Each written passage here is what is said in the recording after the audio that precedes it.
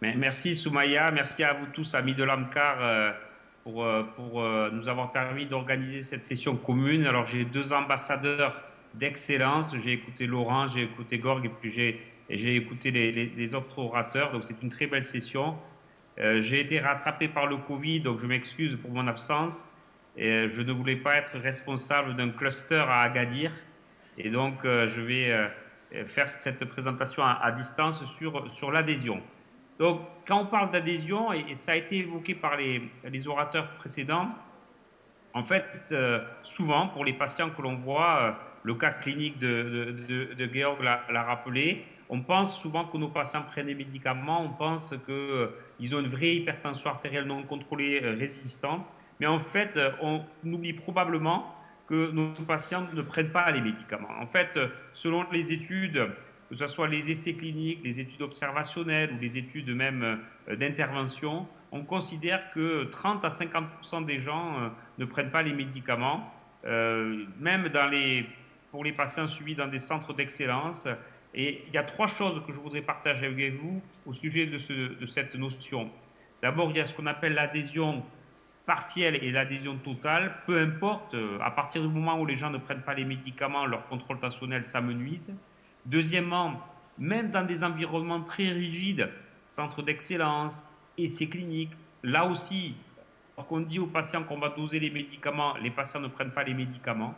Et troisièmement, c'est quelque chose de très complexe parce que c'est quelque chose de variable. C'est-à-dire qu'un patient peut être adhérent à un temps T et devenir non adhérent quelques semaines plus tard et vice-versa. Ça veut dire qu'il y a quelque chose de dynamique derrière l'adhésion qui rend les choses encore plus compliquées. Alors, lorsqu'on regarde excusez-moi, voilà, lorsqu'on regarde cette diapositive, ce concept que l'on avait de non-adhésion a été confirmé par la possibilité qu'on a désormais de doser les médicaments dans le sang ou dans les urines. Et vous voyez dans cette étude où le dosage médicamenteux a été fait dans les urines chez plus de 300 patients. En bleu, ce qui est prescrit, en rouge, ce qui est détecté. Donc vous voyez par exemple la première colonne, 223 patients sur 300 ont reçu une prescription d'inhibiteurs calciques, 130 ont des inhibiteurs calciques qui sont présents dans les urines et vous pouvez voir les chiffres, hein, ça aussi bien entre 30 et 50%. Donc même quand vous dites à des gens on va doser le médicament, même quand vous les prenez en charge dans des essais cliniques ou dans des centres d'excellence, eh bien il faut arriver à comprendre qu'on a ce challenge. Et ce challenge, il est encore plus complexe parce que votre patient, celui auquel vous prescrivez un médicament au cabinet ou à l'hôpital, il vous dit oui, oui, docteur, je vais prendre des médicaments, mais vous voyez cette dégradation sur 100 malades chez lesquels vous prescrivez un médicament, 50 à 70 iront à la pharmacie. Sur ces 50 à 70, vous voyez, 46 à 60% prendront le médicament de la pharmacie, 25 à 30 prendront correctement, je reviendrai là-dessus, et finalement uniquement 15 à 20% retourneront à la pharmacie pour chercher le médicament. C'est pour ça finalement qu'on explique cette perte d'adhésion, 30 à 50% des gens ne prennent pas leurs médicaments. J'ai mis adhésion ou adhésion au pluriel, vous voyez. En fait, ces deux figures vous montrent le moment où quelqu'un va ouvrir une boîte qui est connectée et qui envoie un signal pour informer le prescripteur que le patient a ouvert la boîte et qu'il va prendre le médicament. Alors, il a ouvert la boîte. Il peut jeter le médicament dans le lavabo, mais enfin, en tout cas, il a ouvert la boîte. Ces deux profils patients sont intéressants parce que l'adhésion moyenne, c'est-à-dire le nombre de fois où ils ouvrent la boîte par jour, est à peu près la même. Mais vous voyez qu'il y a à gauche quelqu'un qui a un comportement très régulier. Il ouvre, vous voyez, quasiment sa boîte tous les jours à midi. Et à droite, vous avez quelqu'un qui ouvre sa boîte de façon erratique. On a même l'impression qu'il ouvre davantage la boîte avant les consultations, puis qu'il va prendre le matin, le soir. Donc l'adhésion moyenne est la même, mais le comportement vis-à-vis de l'adhésion est complètement différent. C'est pour ça que ce concept d'adhésion, il faut comprendre que ce n'est pas un concept qui est un concept figé, mais c'est bien un concept dynamique et qui repose sur 3 temps. Le temps de la prescription, le temps de l'entretien, le temps plus long. On parle d'initiation, d'implémentation, de persistance. Et chaque étape dans la prescription, dans l'accompagnement du patient est une étape au cours de laquelle il peut y avoir une perte d'adhésion. Et puis, dans cette notion, au-delà de la description, il faut comprendre qu'il y a des facteurs qu'on maîtrise et qui sont directement liés au patient ou au médecin, mais il y a aussi des facteurs qu'on ne maîtrise pas. Ça a été un petit peu abordé par Georg tout à l'heure, mais par exemple, les facteurs socio-économiques, on sait que les gens qui ont soit un niveau éducatif faible, soit revenus plutôt bas, sont des gens qui sont plutôt peu adhérents. Le système de soins, eh bien, effectivement, dans un système dans lequel tous les médicaments sont pris en charge, est un système a priori dans lequel l'adhésion est la meilleure, mais aussi les maladies associées, et puis d'autres facteurs qui sont eux intimement liés à la maladie. Si vous avez expérimenté un effet indésirable, vous serez moins adhérent. Si vous prenez trop de médicaments, vous serez moins adhérent. Et puis des concepts qui sont directement liés au patient, ce qu'on appelle la littératie en santé. Est-ce qu'un patient comprend ce qu'il a comme maladie, pourquoi il doit prendre des médicaments, et puis les symptômes, et puis ses croyances. Donc vous voyez, c'est compliqué, c'est pour ça que c'est dur d'agir sur l'adhésion. Et puis, dernier point, qui est très important, c'est peut-être le point le plus important, c'est que derrière la non-adhésion, il y a de la non-adhésion intentionnelle et non intentionnelle. Et ça, c'est très important, parce que ça, c'est quelque chose qui est accessible au questionnement. Et c'est important parce que la plupart des interventions sont dédiées à des concepts d'adhésion plutôt non intentionnels. Donc, qu'est-ce que ça veut dire la non-adhésion intentionnelle? C'est-à-dire, c'est des gens qui ne prennent pas de médicaments, mais qui vous expliquent pourquoi ils ne prennent pas le médicament.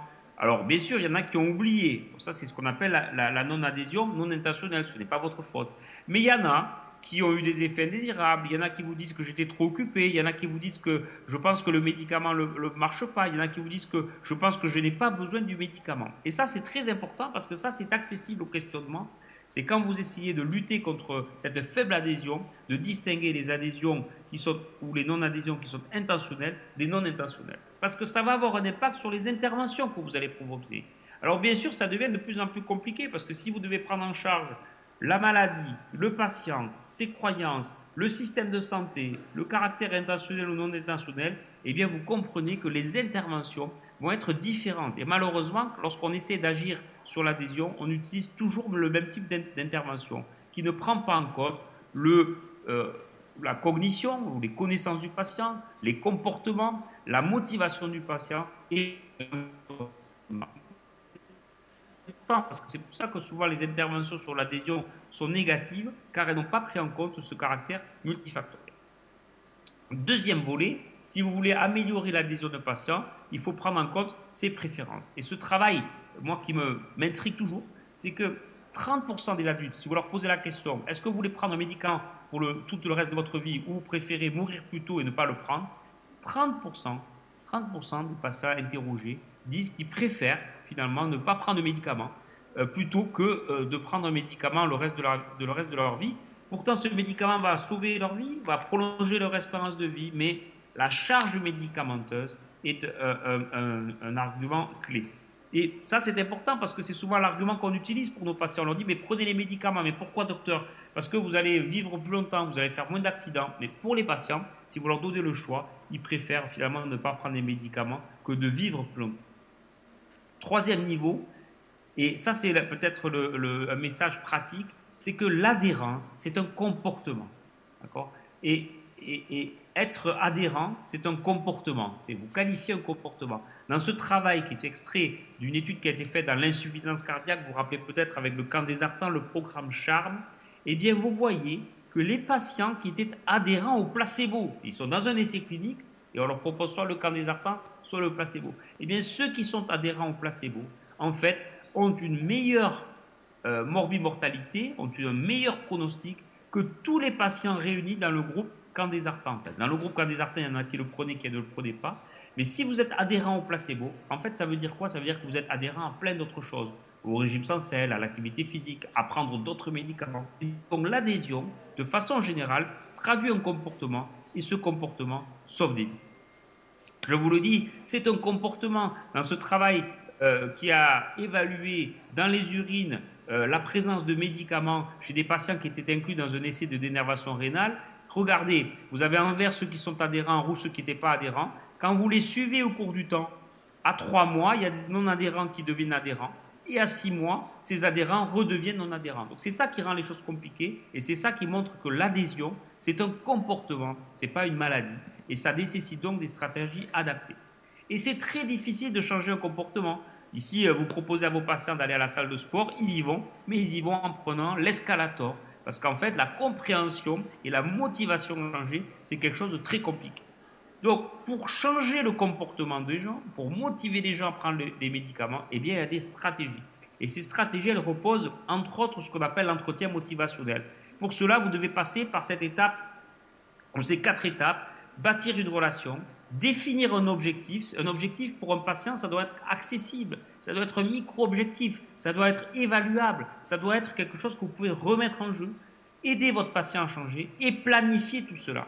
Pourquoi on doit planifier? Parce que quand on prend en charge une maladie dans laquelle vous mesurez des items, par exemple le cholestérol, la glycémie, la pression artérielle, très vite, vos stratégies vont permettre au patient d'atteindre un objectif.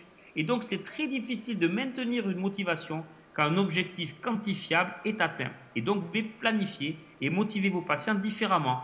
Vous avez perdu du poids, c'est bien. Oui, mais alors maintenant, pourquoi je dois continuer à faire ces efforts? Parce que ça va, par exemple, diminuer les douleurs que vous avez au genou. Et donc, vous transformez l'objectif quantitatif poids en un objectif qualitatif, qui est, par exemple, la lutte contre la douleur. Et tout ceci a un impact. Parce qu'en fait, ce qui va conditionner l'adhésion d'un traitement, c'est aussi la manière dont le patient perçoit la relation qu'il a avec son docteur. Et voyez dans ce travail que la préférence des patients et l'adhésion des patients est influencée par quoi? La confiance en son médecin, la satisfaction dans la qualité de soins et la confiance dans la prise de décision. D'où l'importance du concept de décision médicale partagée. Si vous engagez un patient dans une prise de décision, il vous aura confiance et il y aura plus de chances qu'il soit adhérent au traitement. Donc ces outils de motivation, de décision partagée, ils reposent sur un certain nombre de changements de comportement, mais pas que du patient, de nos comportements. Il va falloir poser davantage de questions et apporter moins de réponses, écouter, résumer parfois, valoriser le patient, l'inviter à proposer des solutions, car les solutions qui viennent des patients sont beaucoup plus efficaces que celles qui viennent de vous. Docteur, bon, j'ai du mal à prendre mes médicaments. Ok, pourquoi? Ben parce que j'aimerais bien les prendre le soir, mais vous les avez prescrits le matin. Eh bien, on change l'ordonnance. Vous pouvez prendre un médicament, il vaut mieux prendre un médicament le soir que le matin s'il est pris. Bien sûr, vous avez des raisons pharmacologiques pour le donner le matin, mais il vaut mieux un médicament pris qu'un médicament non pris. Enfin, pour terminer, tout ce que je vous raconte, ça s'appuie sur des évidences. Je n'ai pas le temps, je veux respecter les 15 minutes, mais en fait, que ce soit des méta-analyses, des études cliniques ou des revues systématiques, toutes montrent que ces stratégies autour du comportement, autour de la motivation, autour de l'écoute, ont un impact sur des maladies chroniques, dont l'hypertension artérielle, avec des baisses, selon les études, de 6 à 10 mm de mercure, donc on va dire l'équivalent de ce que fait un médicament. Cet changement ou ce changement de paradigme ou de posture, c'est-à-dire prendre en compte des préférences patients, lutter contre l'adhésion, apporter des nouveaux outils, eh bien, ça fait partie désormais des recommandations. Toutes les recommandations, quelles que soient les pathologies, ici l'hypertension artérielle, mais c'est vrai aussi pour l'insuffisance cardiaque ou le diabète, font état de cette nécessité de motiver le patient pour arrêter de fumer, pour contrôler sa tension, de l'embarquer dans une histoire, de partager la décision et de soutenir et de surveiller ce patient. Enfin, pour terminer, il y a des nouvelles stratégies qui vont nous permettre aussi de soulager nos patients et de les aider et de les accompagner dans cette adhésion. Par exemple, bon, des stratégies peut-être un peu perçues comme étant agressives, c'est-à-dire ce dispositif, vous voyez cette gélule bleue, c'est une gélule normale, enfin pas tout à fait normale, vous encapsulez à l'intérieur le médicament, mais elle contient une petite pastille. Et cette pastille, elle va être détectée par un patch que vous allez mettre sur l'abdomen de votre patient. Autrement dit, à chaque fois que le patient ingère le médicament, ça va activer une information qui va être envoyée sur une application. C'est une stratégie qui vous permet de vous assurer que le patient a bien pris le médicament, qui a été adopté par la FDA pour le suivi des patients chez lesquels vous proposez des neuroleptiques pour la prise en charge d'une schizophrénie. Alors ça peut être perçu comme invasif, ça peut être perçu comme portant atteinte à vos libertés, mais c'est une stratégie qui fonctionne.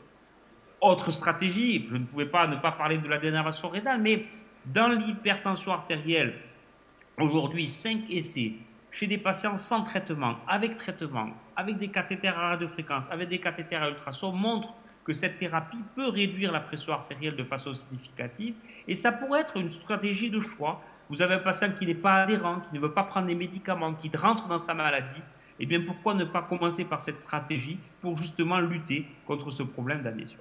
Donc en conclusion, en conclusion, il y a plein de stratégies pour améliorer l'adhésion, mais moi ce que j'avais envie de retenir et de partager avec vous, c'est que pour améliorer l'adhésion, il faut comprendre que l'adhésion, ce n'est pas un problème statique, mais c'est un problème dynamique. Que l'adhésion, ce n'est pas un problème comptable, mais c'est bien un problème de comportement. Que pour changer les comportements, il faut nous-mêmes que nous changions nos comportements. Que pour évaluer les stratégies autour de l'adhésion, il faut développer des stratégies d'intervention qui tiennent compte du caractère multifactoriel. Et enfin, que des nouvelles stratégies, des nouveaux traitements vont peut-être nous permettre d'améliorer l'adhésion pour nos patients hypertendus. Merci pour votre attention.